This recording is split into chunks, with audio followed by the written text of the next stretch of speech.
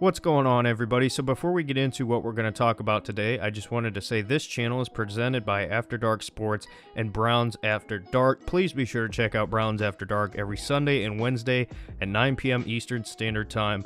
Follow us at Browns After Dark on Twitter. What's up, guys? I have an exciting announcement for you today. I can now officially say that I am proud to be partnered with the Offside Sports Network. You might be asking yourself, well, what does that mean? Well, nothing on this channel is really going to change as far as what you see and hear, but this is going to open the door to more opportunities for things such as more shows, podcasts, merch down the road, sponsorships, and it's going to allow you to be a part of a fantastic community. I am very happy to be involved and partnered with the Offside Sports Network. Be sure to go check out the Discord if you would like. People in there non-stop just about every day. It's a fantastic community you're going to want to be a part of. So be sure to check out the Discord and follow Offside Sports Network on Twitter. What's going on, everybody? Welcome back to another episode of the Ringside Rambles podcast. I am Derek. And I am Cole. And you are Cole. And boy, we have a lot to talk about today. My goodness, the wrestling world has almost transitioned into the mainstream media in the past week or so for a little bit of bad news. But we got a lot to talk about today. But starting off with the topic of all topics in the professional wrestling community, Vincent Kennedy McMahon is stepping down as CEO of the WWE. Stephanie's going to take over temporarily, air quotes, maybe forever, who knows. But Cole, this is not good with Vince. Why don't you break some of this down for us, and what do you think about this situation? Boy, oh boy, do we have a lot to talk about when it comes to the WWE and corporate office Titan Tower collapsing, melting down, all hell's breaking loose. A rattlesnake is on the loose. And boy, is a rattlesnake can on the we loose get in him Titan back as Tower. CEO? Yeah, for real.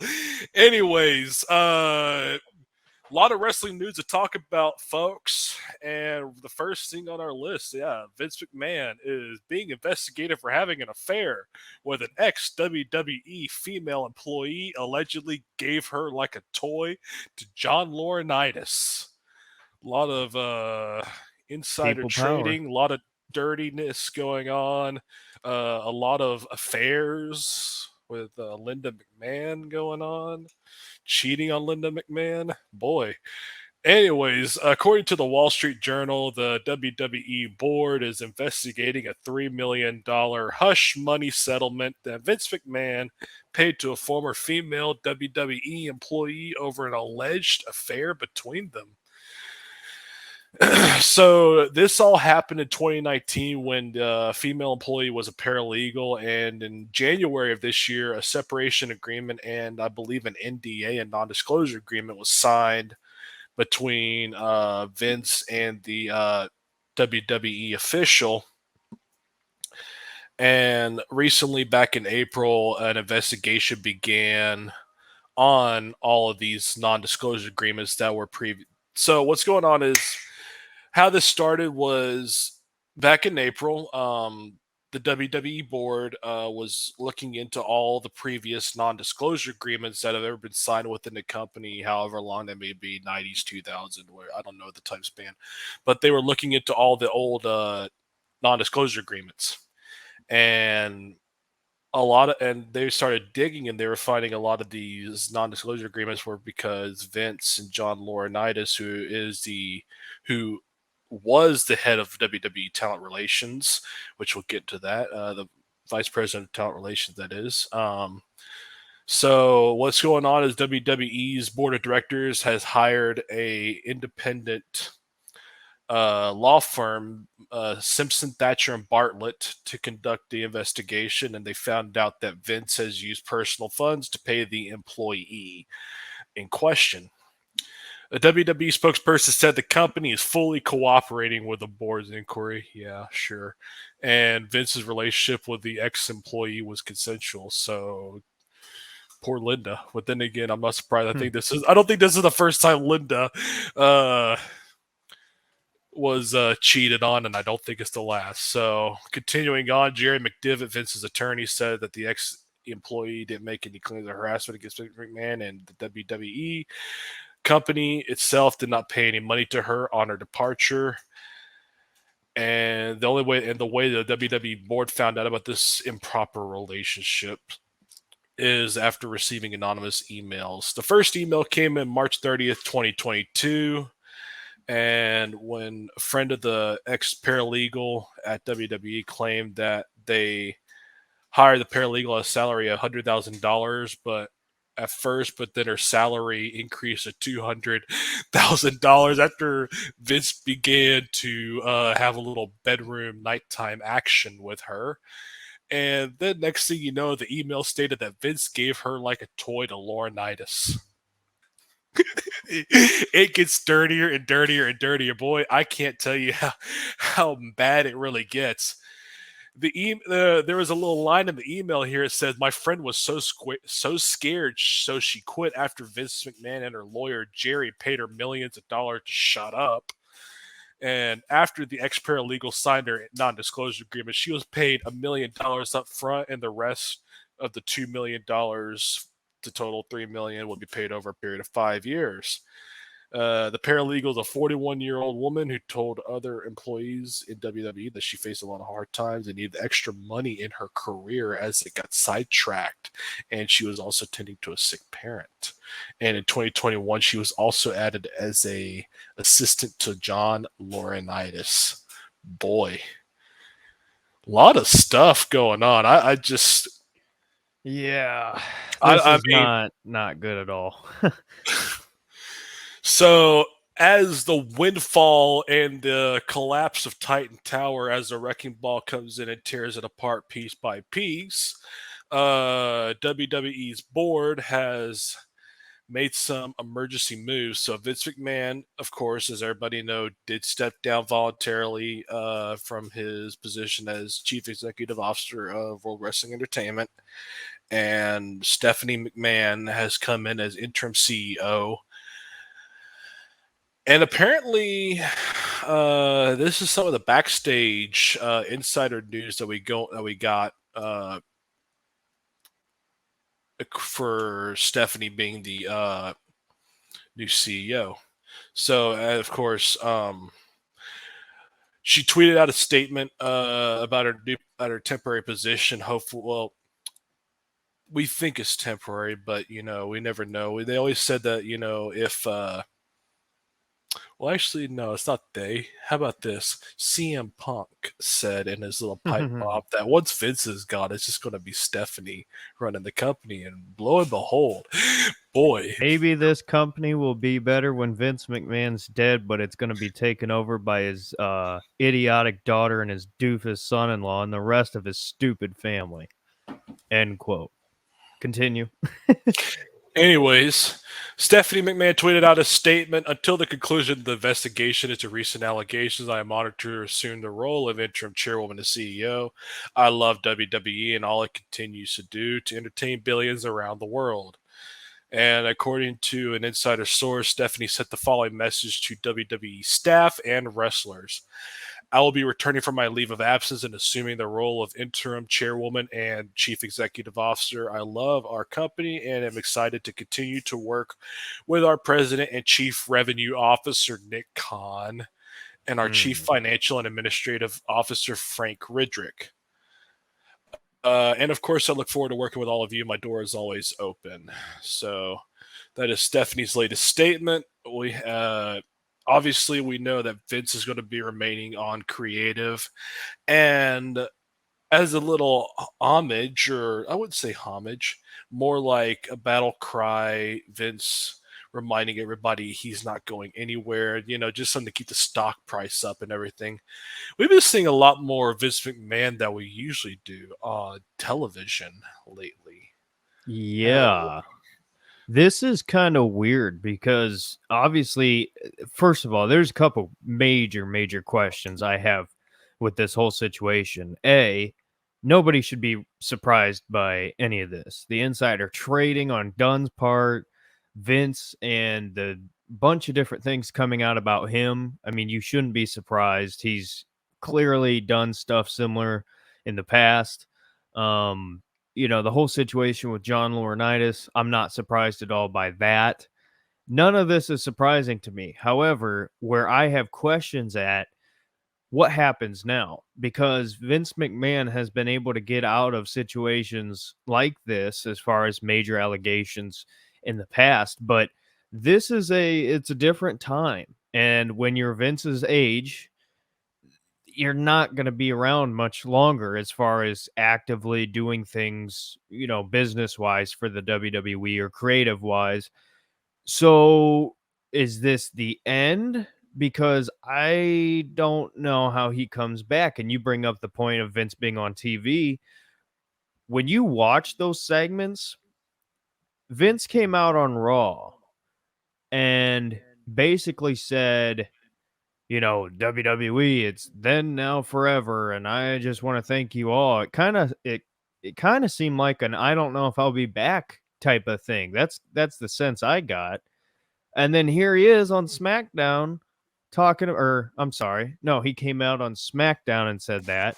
And then he came out on Raw the next Monday and said something about, welcome to Monday Night Raw, coming back next week, the greatest wrestler of all time, which he's not, by the way, John Cena. And it's like not the referees, I'm sorry, the commentator team had to act as if they haven't heard that news before, even though they've they've been playing it in commercials and posting it all over social media for the last week now, nonstop. So is this just to pop ratings? Is this Vince's going away party? What's going on here, Cole? Oh, I don't think Vince is going anywhere. I mean, let's be honest. Vince has survived many things. He had that steroid trial. I mean, and it's not the first time that Vince has gotten a little cuddly with an assistant or somebody in the office. And some other, little BS has gone on inside Titan Tower. And, after listening to people like Pritchard, Cornette, and all those guys that know Vince, basically this is Vince saying, I'm not going out without a fight. So that's kind of the from inside sources and people that are familiar with McMahon and the company as a whole. So, but I will say this though, Vince does have a bit of a uphill battle. So continuing on, right now there are 5 law firms involved in this investigation. 5. And these are some pretty, these aren't just any little, chicken shit law firm. These are some big killers up in the New York metro, like Scott and Scott, Rosen Law Firm, Shaw Law Firm, Brager, Eagle and Squire, and Lebaden Sucro is also their law firm. They're getting involved in this, and it's getting pretty hectic. When the news of Vince McMahon broke out, the WWE stock price fell 3%, and these law firms are also trying to find shareholders so they can launch a class action lawsuit against WWE. So they got a pretty serious little issue going on here. According to a statement, the Shaw Law Firm encourages investors of World Wrestling Entertainment with losses of $100,000 to contact the firm. Losses of up to and over $100,000 to contact the firm. And then Pro Wrestling Insider also got some backstage commentary in, and they said there's a lot of silence among employees, which that's not surprising. Anytime a company's, getting their ass suit off, employees within the company are under contract not to talk to anybody from the outside. It's internal discussion only. That's with any company. So a lot of silence among the employees that they're all waiting to see how bad the situation can get. There's a real concern among some to keep their heads down and not get caught up in the mess, especially since they don't know what executives will end up with larger amounts of power when the dust settles. So obviously right now we know Vince, I believe, is holds 80% of the company. Which that power is now temporarily in Stephanie's hands. So what is she gonna do with it? If anything, she might not change anything. Yeah, well, then again, you never know. I mean, if things get really hot, I could see WWE just going private and firing off, everybody and just screwing a lot of people over. Which, if that's Fire a suit, Kevin Dunn. Fire Kevin Dunn. It's been way too long. well, we got Kevin Dunn news coming up. Like you just alluded to with him selling the stock. There's a lot more of that where they came from. Believe me, the Kevin Dunn news that we got, boy, you don't want to miss this one.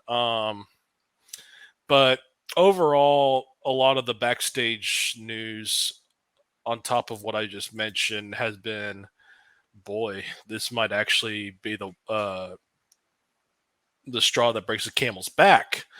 Um, yeah, with 5 different law firms suing that involved and suing the hell out of Vince and WWE.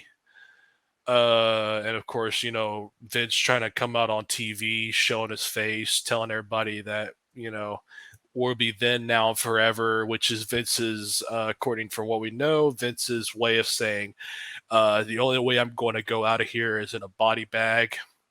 Yep. And basically, a lot of the backstage people have been saying, this is not good. According to Pro Wrestling Insider, the backstage reaction is rather negative. There has been, according to this, there has been a lot of head shaking at Vince McMahon putting himself back on TV, and what some have seen as an act of denial towards anyone questioning him, and whether that will be come back to bite him. And some have wondered if this is the beginning of the end.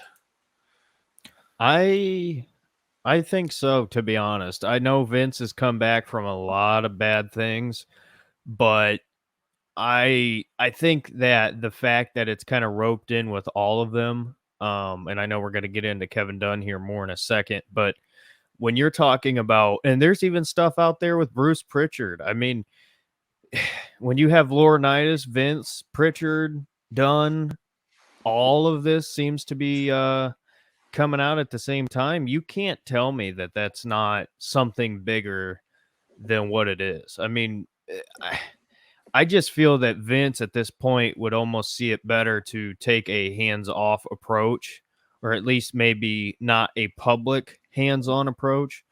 Um, I don't see how this is going to end well. I don't think this is going to go smoothly at all for the WWE going forward. No, I don't either. And you just said something that I was actually just thinking about.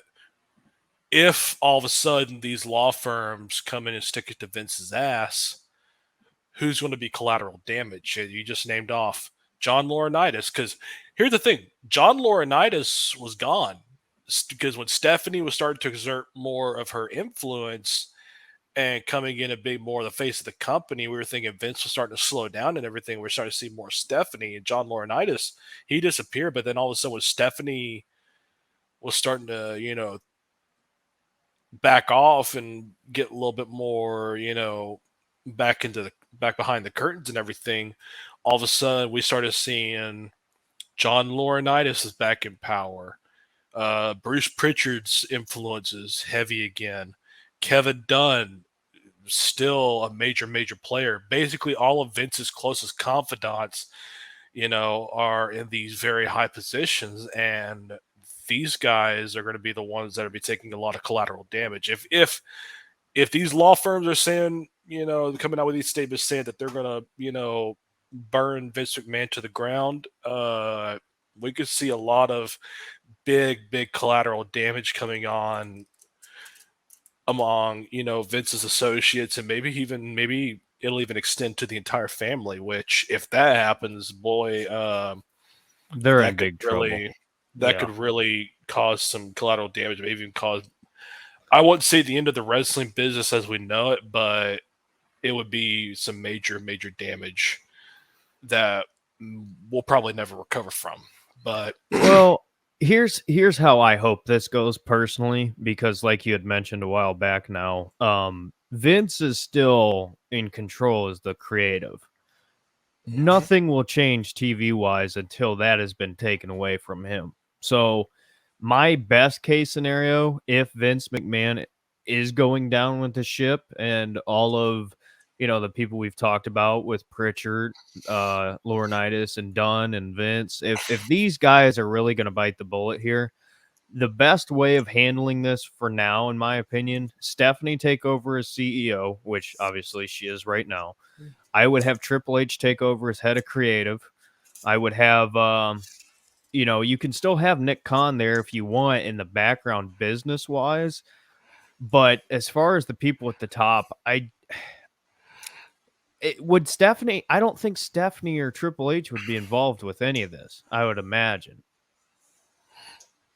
Well, yeah, that's really hard to say at this time. Like I said, there's a lot of dust in the air, and I don't think we're really going to know anything at least till at the earliest after SummerSlam.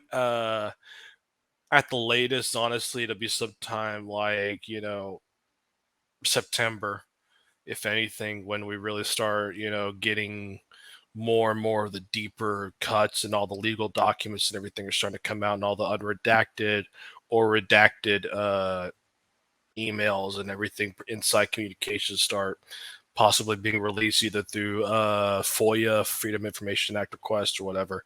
So it's possible. But anyways, speaking of collateral damage, we're gonna before we get into analyzing the other players like Pritchard, Dunn, John Laurinaitis. So Eric Bischoff came out with a statement to this on his 83 Weeks podcast. So Eric Bischoff said during his podcast, "I was dumbfounded, shocked. I can't imagine anybody felt any differently. Even though it appears to be very temporaneous and not a permanent situation, at least that's not the way it's presented or the way I read it. But nonetheless, it's a big damn deal, and it shocked me. I feel bad for a lot of people. I still have a lot of friends at WWE that I do care about a lot, regardless of how this ends up. It's going to adversely affect a lot of people. How do you feel other than bad for people that you know and have affection for that are going to have to go through this? I feel bad for," he said, "I feel bad for Bruce." He said, "I sent Bruce a text Friday night during the show going, brother, one hell of a ride to be sitting in that seat, to be in the eye of that fucking hurricane. Man, I feel for a lot of people." So, I mean, Eric Bischoff coming out and saying that, boy, it's gonna. I guess in a sense he's like, I'm glad I'm not there, because we obviously remember that Eric Bischoff and Heyman were executive producers. Well, Bischoff for a short period of time. I think Heyman was there for a little longer before he just became just an on-screen guy. And I'm actually curious to see. Well, then again, Heyman, I don't think Heyman can say anything because he's someone that's obviously a talent and possibly within the office. Obviously Heyman can't say anything at the moment, but I would be curious to see what happens with Paul Heyman, because obviously he has experience running a wrestling company, doing booking and everything. So I would be really surprised to find out if all of a sudden, like, Heyman, if they brought in Heyman as on the creative team or something, or or if they brought him back as an executive producer or something. So that'll be something to watch. See what happens with Paul Heyman. That if there's anybody that anybody needs to pay attention to, watch what they do with Paul Heyman, and we'll see. Who knows? Who knows? He might just be sticking around just as a guy on screen. You never know. Or if they bring him back in the office, I'll be interested to see how that works. Anywho, speaking of what I was talking about, deep dive into Vince's associates, the first person to fall from grace, John Laurinaitis. We recently learned yesterday John Laurinaitis has been placed on unpaid, or I believe John Laurinaitis has been placed on leave pending this investigation. So, according to the Wall Street Journal, well, actually, I'm sorry, no, blah blah blah blah.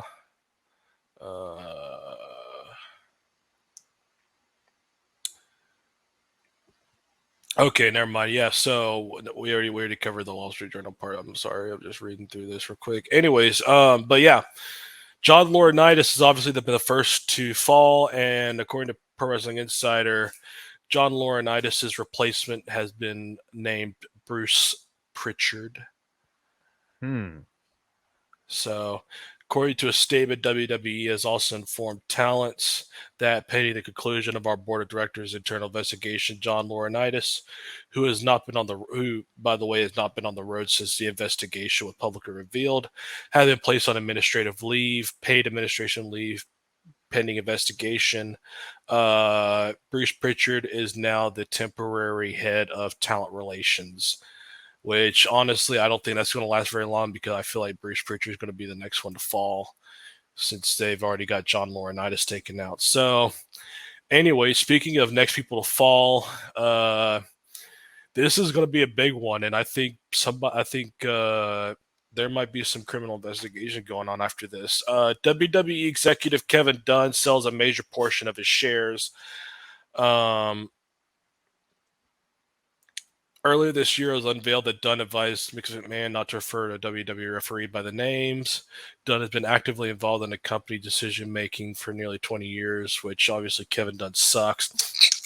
We're not wrestling.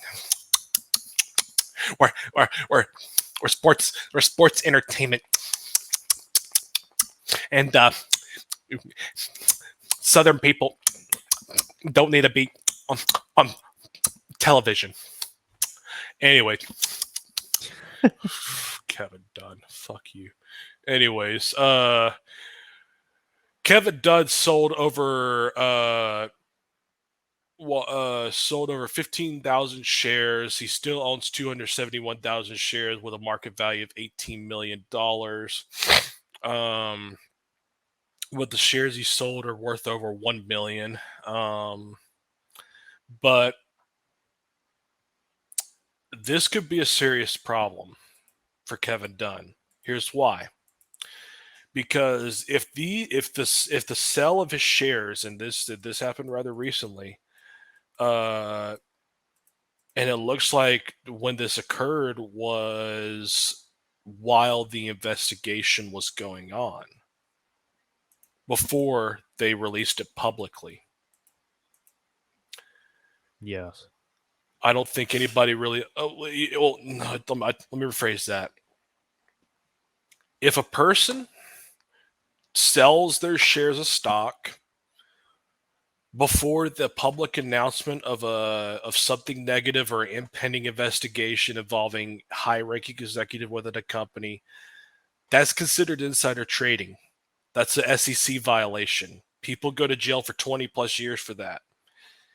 If this is true, and Kevin Dunn is allegedly selling off his shares and stocks of WWE stock, and he was doing this before they publicly came out with the announcement that this investigation to executives inside Titan Tower going on, Kevin Dunn could get arrested and go to jail because that's insider trading and that's a big SEC violation.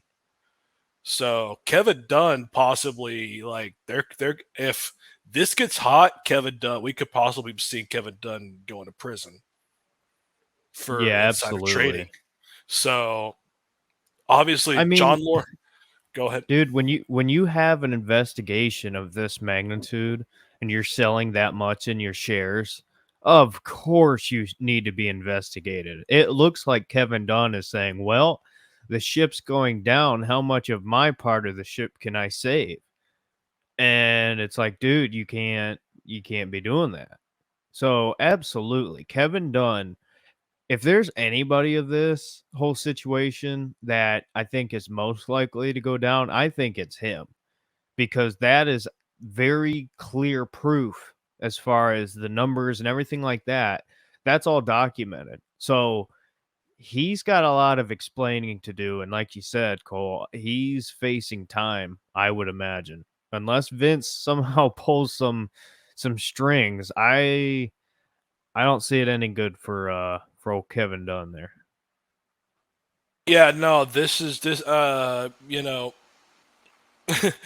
if anybody wants to know how bad insider trading is, we'll go watch Wolf of Wall Street. Anyways, but which is a very good movie, by the way. But nevertheless, yeah, no, Kevin Dunn selling his stock while a internal investigation is going on that hasn't been released publicly.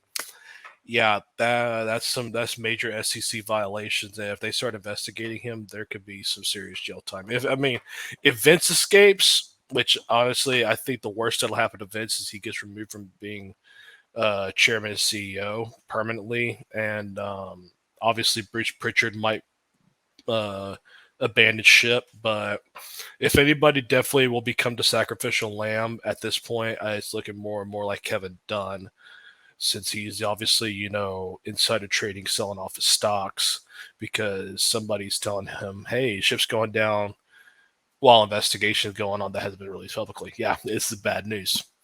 Yeah. Anyways, Speaking of bad news. well, we got more. There's more. There's more. There's Oh, more. There's more of this. We were talking about Triple H earlier. So here's something that people should know about. Triple H has made a statement at the WWE Performance Center. And according to multiple sources, Paul Levesque was in Orlando today and spoke at the Performance Center. The people I've heard from, Levesque stated, "I'm back," and yep. it is unknown to what that entailed, but that was the wording people were given. And obviously, Triple H has lost a lot of backstage power in WWE. Of course, we knew that Triple H was kind of getting shorted out, and then all of a sudden, Triple H had his heart issues and decided to stay at home, take care of the family, live life a little bit. Good for him. But obviously, now that Stephanie is the interim CEO and interim chairwoman, I believe that, yeah, Triple H is going to be the one that they bring back, possibly to head creative if all of a sudden Vince can't perform that duty anymore. So we'll see. A lot of things to cover when it comes to that WWE. So we'll keep everybody informed on that, especially when it comes to Kevin Dunn. I'm actually a little excited to see that rat bastard get locked in chains. Same. I completely agree. I can't stand Kevin Dunn. Anyways, speaking of more bad news, let's go to the competition real quick. More bad news in the wrestling industry, as everybody has heard, and this has been made public, and boy, oh boy, what a mess. And obviously, this is something people have known about for a while. Jeff Hardy has been having a lot of issues. Recently, back earlier in the year, Jeff Hardy was released by WWE because he was refusing to take a drug test, and they released him because they thought that Jeff Hardy was a ticking time bomb. And him being in his mid-40s, taking all the bumps that he's been taking, it just isn't good. And I'm sure Jeff's just in a lot of pain, and that's from what we've heard. A lot of insider sources have been saying that Jeff's just been in a lot of pain. But obviously, you know, back when Jeff Hardy was released, I know we did, and a lot of other people in the wrestling world were like, what a travesty. They should have done that. Just, it's an unfortunate situation. But after hearing this, Jeff Hardy arrested on multiple charges, including felony DUI in the state of Florida. Obviously, it has come to show that the WWE obviously knew something was going on and made the right decision to release Jeff Hardy. Obviously, there's been a lot of things going on, and he is currently in AEW, and the fallout just continues. Let's see. The DUI charge is a third-degree felony, while the other two charges are second-degree misdemeanors. Hardy is currently still in custody. I don't know. I don't see a bond amount. Obviously, I believe he bonded out. But anyways, right now Jeff's not doing too well, and according to a statement by Tony Khan, Tony Khan released the following statement. We are able to resume contact with Jeff Hardy this afternoon. AEW does not condone Jeff's alleged behavior. We've made it clear to Jeff that we'll assist him in getting treatment for substance abuse issues, which he has indicated that he is open to receiving. In the interim, he is suspended without pay and can only return to AEW upon successfully completing treatment and maintaining his sobriety. which hold on, I'm sorry. Anyways, according to Wrestling Observer, which Dave Meltzer's kiss ass, Tony considered firing Jeff, which I'm not surprised because Jeff's been having these issues. Jeff just got in big trouble, and even people like Cornette were coming out saying, he needs to get in rehab, and if that just doesn't work, they need to let him go. And honestly, at this point, I think just at the age that Jeff's at, trying to do all the stuff that he's doing, falling off ladders, taking all these ridiculous bumps, just you know breaking his body into millions of pieces. I think Jeff Hardy's done. I think he just needs to Hang it hang it up. up, and just head home. Yeah. 'Cause- I mean, dude, Jeff Hardy's been doing this for many, many years now. I believe since before I was born. And the reality is he's not changed his wrestling style hardly at all. I mean, no, you're constantly seeing him take major bumps, which knowing his history with abusing, different forms of drugs and medication and opioids mainly. alcohol. Yeah, Yeah, opioids and opioids. alcohol. When you see stuff like that happen and you continue to not change your style, it's bound to happen again.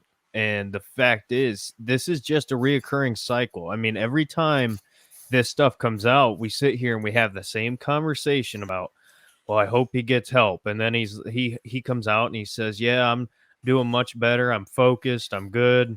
And I'm like, great, that's awesome. And shortly after that, here we are again. He should never be allowed to drive a vehicle again. First of all, because he's going to kill somebody if he doesn't kill himself first. Second of all, he needs to be done from professional wrestling. He needs to retire while he still can because he's not helping himself and he doesn't look good in the ring. I mean, when you watch a Hardy match, even Matt, they look very much slowed down, very much like old men trying to do young men's sports. It's sad and it's almost embarrassing because it's like this is not the Hardy Boys that we know. And you know, I would love to watch Jeff Hardy come back and get rehabilitated and everything like that, but I have no trust. How can you trust somebody who does the same thing over and over and over? And I hate to say this, but I 100% believe that going to AEW has given him more freedom. And I think that's why he's back like this. I think if he was in WWE, he would have been on stricter protocols, but AEW probably said, "Hey, as long as you can keep yourself in control, we're happy to have you." And here we are again. So, in my opinion, I think Jeff Hardy and I would say Matt as well should not be continuing much longer. No, you know, it's time for them to hang it up. But anyways, according to what we know and according to official sources, 44-year-old Jeff Hardy was pulled over in Volusia County after merging onto I-4 from I-95. The arrest report said he was traveling significantly under the speed limit, weaving across travel lanes and running off the shoulder of the roadway. Once he got pulled over, the trooper came up and said, "You were all over the road. What's going on with that?" And the report said Hardy had a blood alcohol level of 0.294 and 0.291, which is more than 3 times the legal limit, which, in case anybody doesn't know, legal limit is 0.08. So Yeah. obviously Jeff was heavily intoxicated. Jeff had himself a night. That is an which understatement. if you look at the dash cam and body cam footage that has been released recently, he appeared unsteady on his feet and he reeked of odor of an alcoholic beverage and was confused.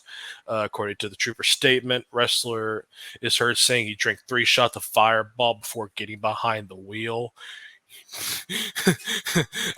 Three shots job, of Jeff. three shots of fireball firewall Firewall. Firewall. Hey, that whiskey's well. I prefer Tennessee Fire much better than Fireball, but Fireball works too, anyways. Yeah, 3 shots of Fireball, even my big ass, I know for a fact after 3 shots of Fireball, I'm getting a little woozy. So I'm a little tipsy after 3 shots of Fireball. Failed all the sobriety tests. Hardy was arrested on 3 charges, of course, a felony DUI and 2 misdemeanors. And this is his third impaired driving offense in 5 years.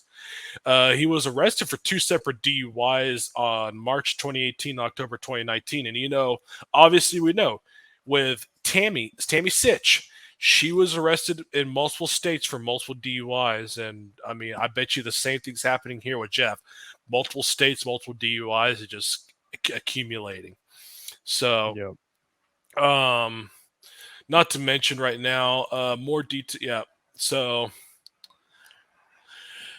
as of right now, Jeff Hardy is currently in jail in Volusia County pending a bond hearing on July 5th. Hardy will either plead guilty or not guilty at arraignment before Hardy's bond will be determined. Given the magnitude of the situation, I expect this to be in the multi-thousand-dollar range, at least $250,000 bond. It could go to $1 million depending on how much of a flight risk he's considered to be, which knowing Jeff Hardy having plenty of financial resources to flee the jurisdiction and stuff. I bet you they'll consider him a flight risk and they'll probably have the bond marked up pretty high. Like I said, $250,000 at least, maybe higher, depending on the magnitude of charges or depending on the judge. You never know. But it's just a tough mess. So It's sad. It's just really, really sad. Again, over and over and over. And he's such a likable guy too. That's what makes me the most upset is like I want to be mad at Jeff Hardy and I want to, say this is all your fault and everything like that, but it's like he's not a bad guy. He just does stupid things. And it's not been fixed all these years, same problem. So, yeah. Anyways,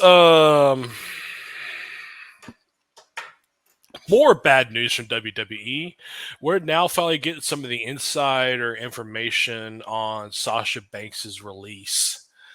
So what we got right now, former WWE Women's Tag Team Champion Sasha Banks and Naomi walked out of Raw a month ago, and now one of them is just completely done with WWE. From what we know, it is reported that Sasha got her lawyers involved to go over the contract and see if there's any exercising an out clause or any way she could get out. Yeah. So right now, Sasha Banks is with her lawyers, and they're just talking with WWE officials and legal department to see if they can get Sasha's release. So she's pretty much said, "I'm out and I'm done and I'm not coming back." So Sasha, we understand. We wish you well. But yeah, that's what two things that'll every time get people out of the wrestling business: cash and creative. yep. And one of them won. And with Sasha, it's not like she's never done this before, like we talked about a while back when it happened. There's always kind of been some animosity between her and the offices of the WWE, and this has been a long time coming, in my opinion. So for her, the good news is she's a very popular wrestler. AEW is in need of more women's wrestlers in that division because they do have some good ones, but they don't have anybody to take it over the top, in my opinion. And I think she would fit in perfectly. Tony would give her a payday. She would be much happier just because she's out of the WWE. So, like you said, wish her well. I don't think Naomi is going to be fired or released. But with Sasha, this has been a long time coming. So, frankly, I'm kind of happy that this headache is over because if she was not released, we were going to, I guarantee you, just like with Jeff, the Sasha Banks cycle, every couple months or so, there's always new problems. So it's best to rip the Band-Aid off it's going to be interesting to see how the WWE replaces her with their interesting women's division now. And this is a good transition into some injuries because now the WWE has a problem with Rhea Ripley being out with injuries. So, Cole, you got more on that situation with her? Yeah, let's go into Rhea Ripley here. So yeah, actually, this is recent. So yesterday, Monday Night Raw, it was revealed that Rhea Ripley is not cleared to compete. She won't be able to face Bianca Belair for the Raw Women's Championship at the Money in the Bank 2022. This has led to a five-way match taking place on Raw to determine Bianca's new opponent. So, yay for creative. Boy. Carmella went on to defeat Alexa Bliss, Liv Morgan, Asuka, and Becky Lynch to earn a title match against Belair at Money in the Bank. Money in the blank. Money in the blank. That's what it is, really. Money in the blank. Boy. Money in the bank. Yep, Rhea Ripley is currently out with a brain injury. When a fan said Rhea Ripley doesn't look injured on Instagram, she replied, "Brain teeth, can't see a brain injury. Stop being confident, reaching at nothing." What happened was Rhea Ripley suffered a head injury after her head collided with her own knee after taking a DDT from Alexa Bliss, which obviously was a botch. Yeah, that really So sucks for her, but messy wrestling. But Carmella is going to be taking on Bianca Belair. Carmella and Natalia challenging for both women's titles. I don't know about that one, creative. Yeah, no, Carmella. Okay. You had Alexa Bliss, which I don't really like Alexa Bliss, anyways. I don't know why. I don't know. I mean, well, then again, that's all I really got is Alexa Bliss, Liv Morgan, Carmella, and Becky Lynch, and Charlotte's already a champion, so Well, and no, Ronda Rousey. Charlotte's out. Oh, oh, Ronda, remember Ronda's champion. Charlotte oh, yeah. lost the I Quit, so she's out with a air quotes injury. That's right. I So forgot. Charlotte's taking a break. So Ronda's the champion. So which Ronda's like, I don't know if I want to be here anyways, but I'll hold the title, I guess, till Charlotte gets back. Anyways, but yeah. But besides Charlotte, Becky, which they're at SmackDown, so they're out of the picture. Yeah, you got Liv Morgan and Becky Lynch, but we're pushing Carmella. Boy, all I gotta say is, man, creative is really, really hurting right now.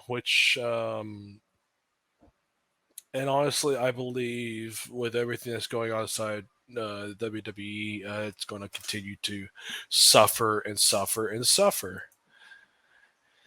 Speaking of absolutely. people, speaking of people that are suffering and will not be in the picture anytime soon. Um, Randy Orton Riddle recently lost his tag team unification title match to the Usos. Okay, we know that.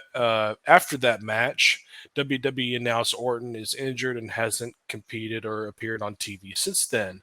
And according to some inside sources, Orton is dealing with a back injury, and WWE officials believe he's going to be requiring surgery. He'll be going into surgery very shortly and will be out for the rest of 2022.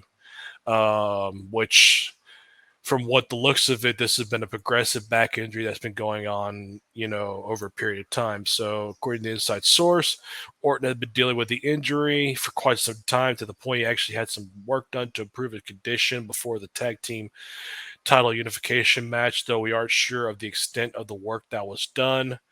We were told that things have gotten progressively worse, and WWE fears Orton will be forced to undergo extensive back surgery.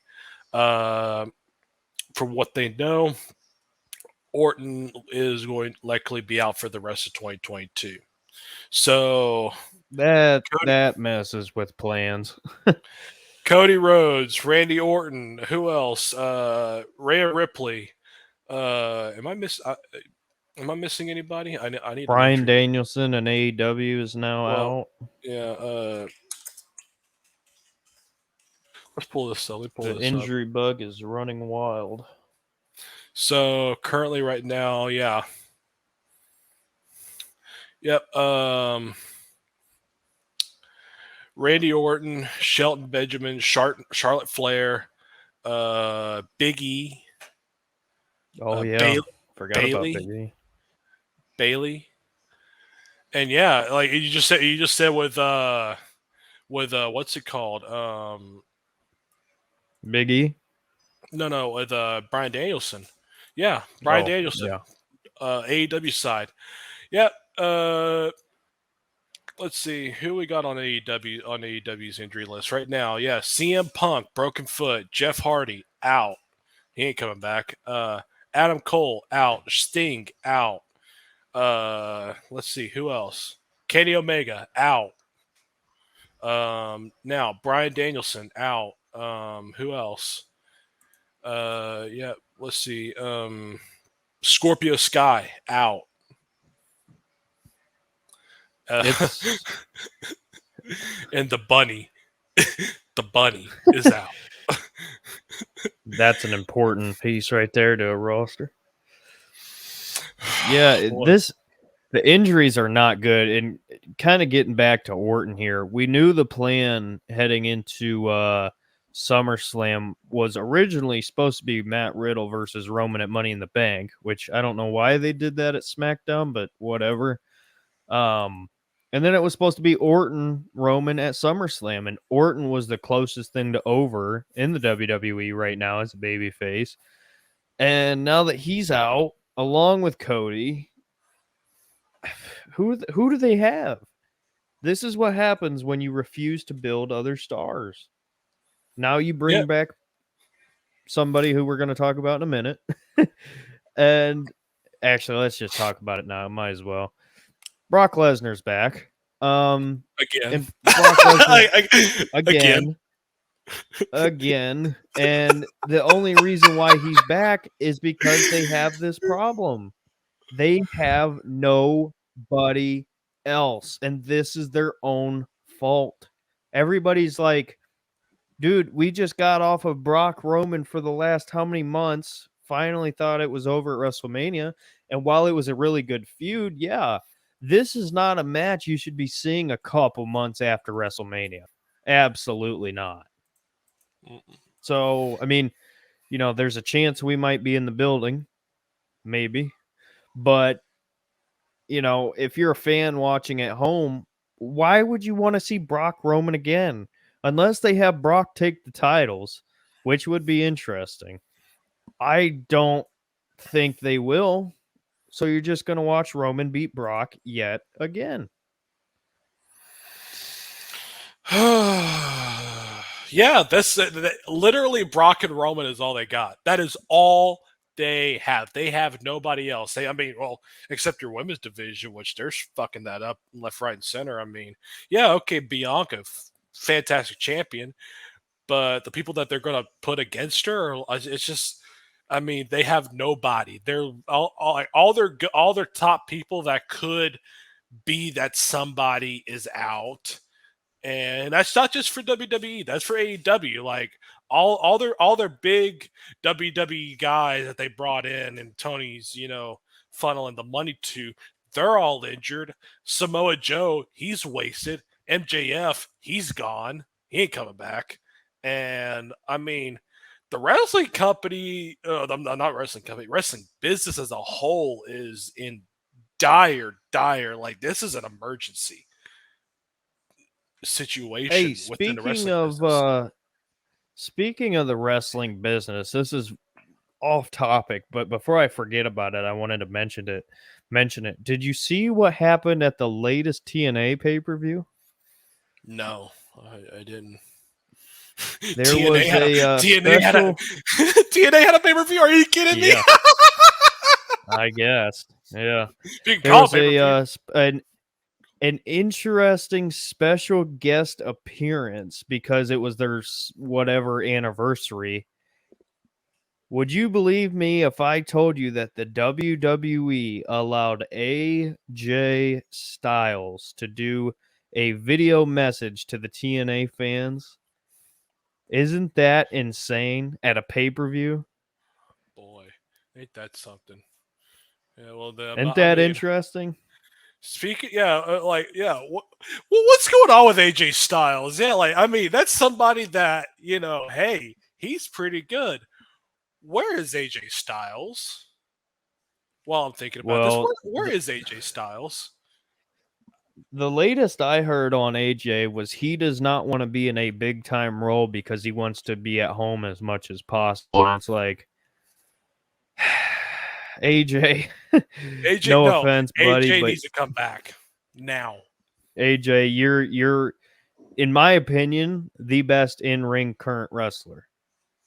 Call me crazy, I don't care. AJ Styles, when you let him, is the best in ring professional wrestler in the WWE, in my opinion. And you want to be home about, wanting to be with family, that's great. But good Lord, dude, you're at every WWE live event. You're at, the regular weekly shows. If you're going to be there anyway, why not be the face of the company? Why not hold a title They or need be him in a to bigger right now. role? It just doesn't make sense. They need him Oh, to yeah, right they now. desperately need him. They need him bad because right now there's just too many. There's just too many people that are out and too many bad things going on. They need to put AJ Styles in some major spots because he's excuse me, he's all they got. Because Bobby Lashley's getting wasted wrestling some big fuck off dumb fuck that can't wrestle, and Braun Breaker isn't ready to go yet. He's close, but he ain't there yet.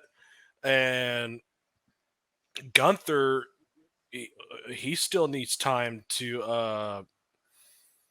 build Grow, up. I mean, yeah. he's getting there, and I mean, I know they're rushing him to the top as fast as they can, but he needs a little more And time. Walter's your IC champ, so he's Yeah. he's the top of the mid card. So it's going to take him a minute to get up into that upper level.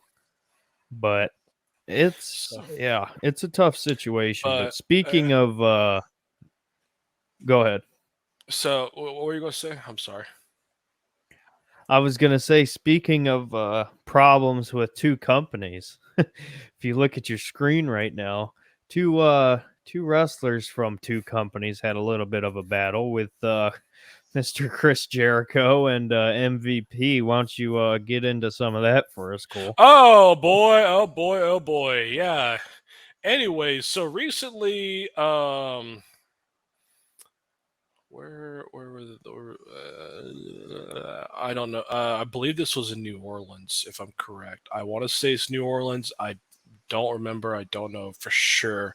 But anyways, Chris Jericho and MVP apparently they don't really like each other. They don't really have the same views. And I don't know if it's political. Yeah. So It's political. Trust yeah. me, MVP has blocked Anyways, me. It's political. Anyways, yeah. In a recent report from sources close to the situation, heat stems from social, and political issues. With MVP noting there was Yep. exchange, but it didn't go down like that. There was two sides to every story, and that the two men were no longer friends. Jericho response mirrored his original quote. Nothing, noting there was nothing else to say. I don't fight jobbers. Enough said. It was confirmed that it was confirmed that MVP was at the AEW Talent Hotel meeting friends when Jericho arrived. MVP approached and discussed their issues, invited Jericho outside to handle their problems. So, parking lot brawl. But Jericho got into an elevator and passed the aforementioned jobber comments. Uh, yeah, so he's like, MVP was like, well, come on, why don't we go inside? We'll take out the parking lot. We'll get it on like 2 minutes. Jericho's like, no, I don't fight jobbers. Fuck you. So they really got heated. So, anyways, uh, additionally, it was said that MVP was visiting with several friends at the hotel. Erica showed up, and then yeah, um, a WWE source claimed in AEW notified John Laurinaitis, but John Laurinaitis didn't seem to really care about what happened. So yeah, good job looking out for your talent, Johnny. So, and Chris Jericho, obviously, nothing's going to happen to him. So which I don't know why Jericho's still on TV, man. He looks older than hell and fatter than hell. Which I mean, even if he's losing weight, come on, man. At this point, like Jericho's becoming a washed talent. It's time for him to go. I mean, as for his political views, uh, that's yeah. No, let's not talk about That's that. a that's a different conversation for a different day. We may partially agree with him, but that's all you gotta know. Anyways, uh, Yeah. now on to more news. Dave Hebner, after Yeah. a long time, has recently passed away at the age of 68. Hold on.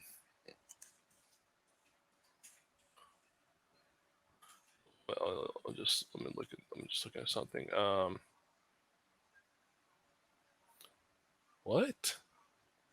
What? This happened? What? Oh my god! What? Tim White passed away. Referee What? referee Tim White passed away too. Oh my gosh. I didn't even I know that. didn't Yeah, see that. I didn't. Well, they apparently WWE posted a statement. Yeah. So Dave Hebner, which anybody doesn't know, was him and his brother Earl were twin brothers. They were both referees inside WWE, especially during the late '80s through the '90s and early 2000s. And obviously, Earl was a referee in TNA during the early 2000s after he left WWE in '04.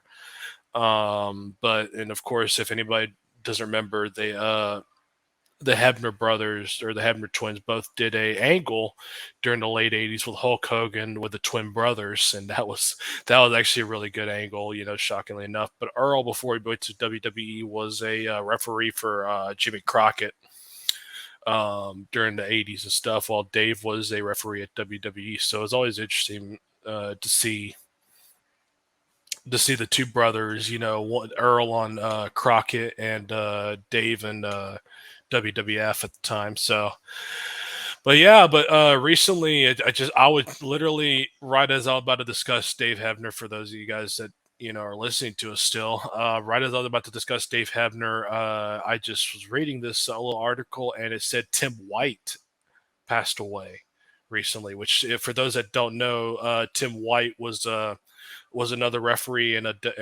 WWF agent during the '90s during the Attitude Era, and before that, back in the '80s, he was Andre the Giant's personal agent that handled all of his booking and traveling. Uh, you know, what's the word I want to look for? Uh, Handling all of his traveling details and everything. So, obviously, you'll probably remember Tim White as the main referee during the Mankind Undertaker King of the Ring match, the Hell in a Cell match at King of the Ring in 1998, the one where Mankind gets tossed off the uh, top of the cage twice. So, but yeah, Tim White, Dave Hebner, both excellent referees, both excellent agents, will be dearly missed. So, an ode to those two wonderful gentlemen. Absolutely. Last but not least, on our wonderful wrestling news segment, Ric Flair, the Nature Boy, number two, the Nature Boy. No, I'm just kidding. I'm not Scott Steiner. Ric Flair is going to be having his final match ever, which this sold out in 24 hours. This was going to be during the Starcast Festival. That's going to be going on in Nashville during SummerSlam, which, by the way, as Derek alluded to you guys earlier, there's a chance that him and I will be in that stadium, the Nissan Stadium for SummerSlam, but we might also be at Starcast, seeing all the old guys. Home of the fighting Derrick Henry. Yeah. Which, for those that don't know, Starcast, There'll be a lot of people at Starcast. There's going to be a lot of meet and greets going on, which I don't want to make this a big ad. So you got let's see Yeah, who's we're we not go. getting paid to sponsor them, but So yeah, we got Vicky Guerrero is going to be there. Marshall and Ross Von Erich. Dennis Condrey is going to be there. We've even got a little rumble that Jim Cornette possibly. whoa, Yeah, James E with Dennis Condrey. Mike Chioda is going to be there. Jacob Fatu going to be there. Ric Flair, Arn Anderson, Lex Luger, DDP, Pillman Jr. Brian Danielson's scheduled to be there as well while he's on injury, of course. And of course, Tully Blanchard, J.J. Dillon, Barry Windham, Lex Luger, Doug Dillinger, Ricky Morton, and Robert Gibson, Rock and Roll Express, Mick Foley, and Miro going to be there. And of course, we're going to have a Tony Schiavone and David Crockett doing commentary for Ric Flair's final match. Jeff Jarrett's going to be there, Double J. Nick Aldis, the president of NWA. Let's see. Joey Janela is going to be there. I can't believe this. Joey Janela. Isn't he washed up? Yeah, so Bret Hart, Kevin Nash, whoa, Eric Bischoff. really? Yep. Bischoff, Jerry the King Lawler, Magnum TA, and Jerry Jarrett, the famous Jerry Jarrett, Memphis Wrestling for any of my old school people. So Jerry Jarrett. So man, we got a lot of people, and Dave Brown. Dave Brown, the famous Memphis TV announcer, alongside with the famous Lance Russell, which obviously for those that don't know, Lance Russell passed away a few years ago, but Dave Brown will be is possibly going to be there. And I think they're still trying to get Cornette, but Cornette's been hiding in his house in Louisville. So, but anyways, back to this. Yeah, so Ric Flair's final match will be at Starcast. While I believe it's on the 31st, the day after SummerSlam. So, the 16-time world heavyweight champion, and it's going to be promoted by Jim Crockett Promotions. They are back in business, ladies and gentlemen. Jim Crockett Promotions with President David Crockett. We're going to have David Crockett and Tony Schiavone on commentary at this match. So, and they're obviously moving to a bigger stadium because everybody wants to see Ric Flair have his final match. So, the one thing I always like to listen to, and I watch old wrestling clips from the '80s. Crockett, the Taj Mahal of wrestling, as I like to call it. At the end of every Crockett wrestling match, at the end of every Crockett TV show, or especially during one of the syndicated TV shows, you always hear this little segment from Tony Schiavone. Worldwide Wrestling is a presentation of the JCP Sports Network and has been furnished to the station for broadcast at this time in exchange for commercial consideration. Man, what a time to be alive. To be a wrestling fan days. of the 80s, man. 80s wrestling. Go watch Crockett Promotions. I'm telling you, people, you watch that, you'll probably never watch the current product again. But boy, oh boy. But yeah, you might see Derek and I, if you listen to this podcast, over at Nissan Stadium and Starcast 5 for SummerSlam. We're hoping to get that figured out here in the next week or two. So we'll keep you informed as to all the new wrestling information that's going on. And of course, we'll keep you up to date on your favorite talent and all the wonderful drama that goes on in the wrestling world today. Derek, do you have anything you'd like to say before we wrap this up? Well, as Cole said, we're gonna work things out there, and a lot of news probably gonna be coming out with this whole Vince McMahon situation. Obviously, we spent a good portion of today's podcast talking about that, so we will continue with that story as it develops. But with that being said, everybody appreciate everybody, and I just said everybody twice. Great. Thanks to everybody for watching and listening. And if you would like to, it'd be great if you could leave a comment, let us know your thoughts, drop a like. If you really like it, subscribe. So that's all I got to say. What do you got, Cole? I think we're good to go. Let's go ahead and sign her off. I think so too. All righty, everybody. We will see you in the next one. Have a good one.